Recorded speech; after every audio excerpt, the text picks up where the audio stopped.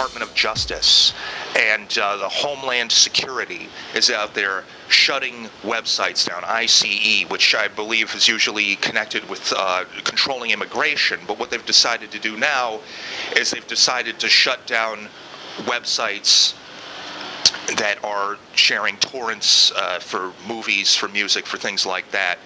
And basically this illustrates nothing else but the fact that this so-called government is just the muscle of private corporations. Corporations own your government.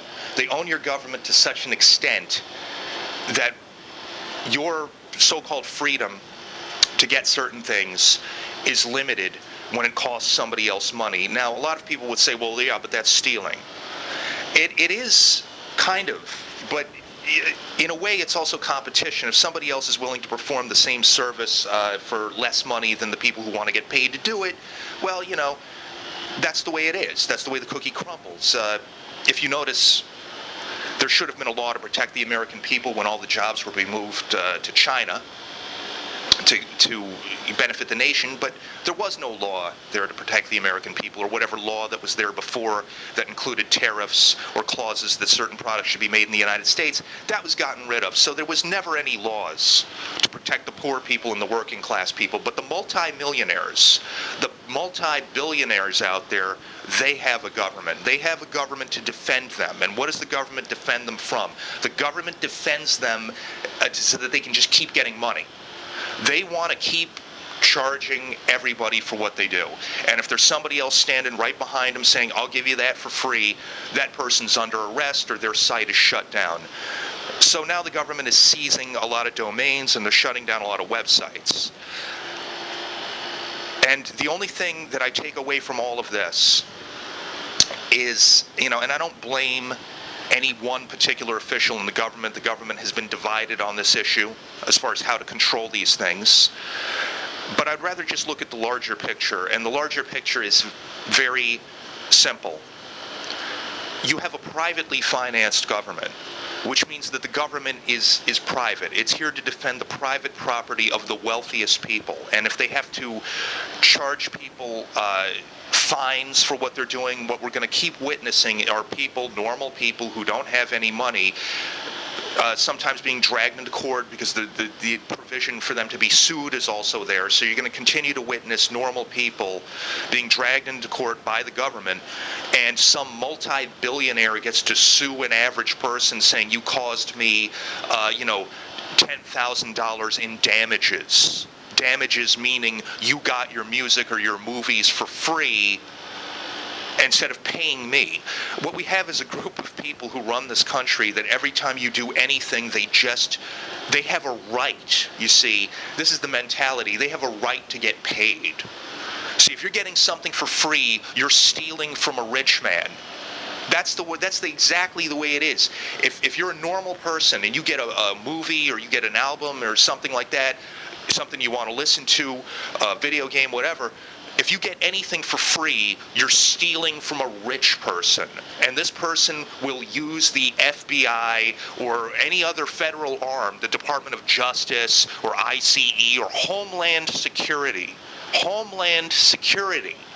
Under the guise of Homeland Security, they're going to keep you from having what you want to have. And I understand. People say, oh, well, poor you can't get your movies or your music for free or whatever. This is more than that. And I'm not even talking about restrictions on freedom of speech. And I'm not even going to deny that there is some issues of like copyright infringement, perhaps. But my question is this: is it worth it to preserve these kinds of laws? Are these people worth defending? Are they worth defending? I understand that the music industry has suffered a loss of profits, and as well as the movie industry and the television industry. I understand these other industries have suffered a loss of profit, but aren't you restricting what people can have, what they can see, what they can listen to benefit who? People who have more money than I'll ever see in my life? You know, we have and you're using a Homeland Security and organizations that are supposed to do things about illegal immigration are being used to shut down websites because people might be getting music or movies or video games for free. So what? What's the big deal? The people who have more money than you'll ever have in your life, their rights will always be defended. And even if the federal government, using ICE and the Department of Homeland Security and the Department of Justice, these are institutions that are supposed to exist to find terrorists and to prevent illegal immigration. But no, we're going to use it to shut down websites because somebody might watch Avatar or Batman or something like that. And we're going to use these federal institutions to shut these websites down to protect the poor multi-billionaire music companies and Time Warner and all these other people. These multi-billion-dollar institutions, they're always taking away from just what people are allowed to do. I want to listen to this or I want to watch that. Tough shit. It's going to cost me money. And they have a government to defend them. They have a government to defend them. We'll use every branch of the, why not just start using the military to defend these guys? Just really, seriously. Whose government is it? It's their government. Every time you have a right to something, you're having a right to something, cost them some money, boom, those rights get taken away. It's just a repeating pattern. And I would be fine with that. I would at least accept that if the government would defend the rights of normal people, but the government doesn't. When there was competition on the other side of the world and there's somebody in some third world country who lives in a tin shack with a dirt floor who's willing to do your job for less money than you, there goes your job. There's no government to protect you. This is a government by the rich, for the rich, and only for the rich, and it's done at the expense of everybody else in society. Well, you're harming this music industry or movie industry because you're able to get this for free. I understand that. But you know what? Is it worth it to defend these people? I think that's the question that needs to be asked. Is it worth it to defend these people? Why should these people be defended? Well, they're losing a lot of money, and yeah, I know, and they produce all this stuff. Sure. But now the only way to stop it is now you have to use the federal government. There's 3 different organizations here. Department of Justice. What is this? National Intellectual Property Right. Oh, well, okay. IPR. But I also heard ICE was involved in this, which normally they deal with, I think, illegal immigration and drug trafficking, but instead we're going to shut down websites, because that's the real problem.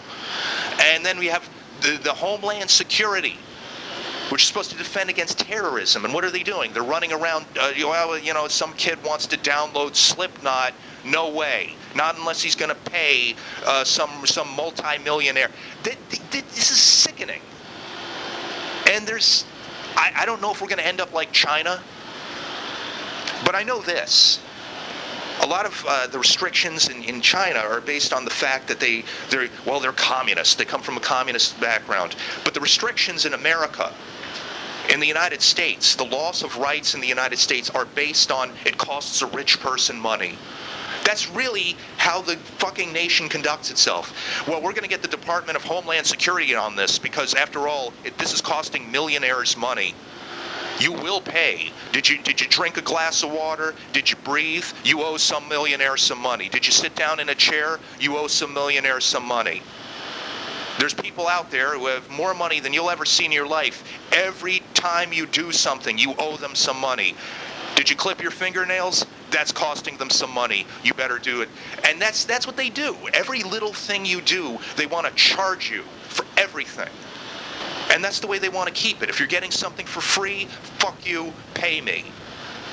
And I have the Department of Homeland Security, and I have ICE, and all these people whose job it is to stop, like, terrorists, drug trafficking, and illegal immigration out there on the case to shut websites down. You will not watch that movie. You will not listen to that music unless I'm getting paid. They have a government. But you don't have a government. You've got the Department of Homeland Security on this. Is Homeland Security really threatened by some kid downloading an album or wanting to see a movie. You've got the Department of Homeland Security on this thing. Is this really a national threat? Come on. Well, what can you expect? When we get fascism in America, it's going to come from the private sector. It's going to come from the corporations.